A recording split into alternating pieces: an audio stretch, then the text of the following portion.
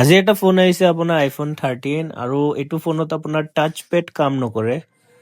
এইটো একেবাৰে OG display হয়, অৰিজিনেল ডিসপ্লে হয়, কিন্তু দাদাজনে কোৱা মতে আপডেটৰ পিছত আপোনাৰ টাচ ৰেসপন্স কৰা বন্ধ হৈ গৈছে। চাব পাৰিছে টাচ কাম নকৰে। এইটো ফোৰ্স ৰিষ্টাৰ্ট কৰি কেনে চোৱা হৈছে কিন্তু টাচ কাম নকৰে।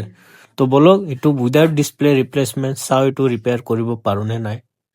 আচলতে এনেকুৱা প্ৰব্লেম হলে আপোনাৰ যিটো টাচ আইচি থাকে, টাচ আইচি ইপ্ৰম বুলি কয়, সেই ইপ্ৰমটো আপোনাৰ কি হয় শ্বৰ্ট হৈ যায়। তো সেয়েহে মই আপোনাৰ টাচ আইচিটো ৰিপ্লেচমেন্ট কৰিম আৰু বেকআপটো লৈ ল'ম যাতে আপোনাৰ পিছত আইচি চেঞ্জ কৰাৰ পিছত আপোনাৰ ট্ৰুটন যাতে ৱৰ্ক কৰে আৰু একো যাতে আনন'ন পাৰ্ট মেছেজ নাহে। তো এইটো আইচি শিফটিং কৰি আছো। এইটো একচুৱেলি আপোনাৰ ইউজ দেখাব আইচি যোনটো লগাই আছো, কাৰণ বেলেগ এটা ডিসপ্লেৰ পৰা অৰিজিনেল ডিসপ্লেৰ পৰা আইচি খুলি লগাই আছো।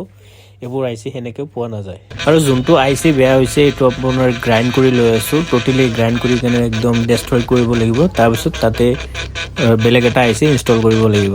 আৰু গ্ৰাইণ্ড কৰা কমপ্লিট হৈ গ'ল আৰু এনেদৰে আপোনাৰ বল কানেকশ্যনবোৰ ওলাই আহে, যোনটো মাইক্ৰ' কানেকশ্যন থাকে আইচিটো বহাবলৈ। আৰু যোনটো আইচি আছে আইচিটো মই ইনষ্টল কৰি ললো, চাব পাৰিছে।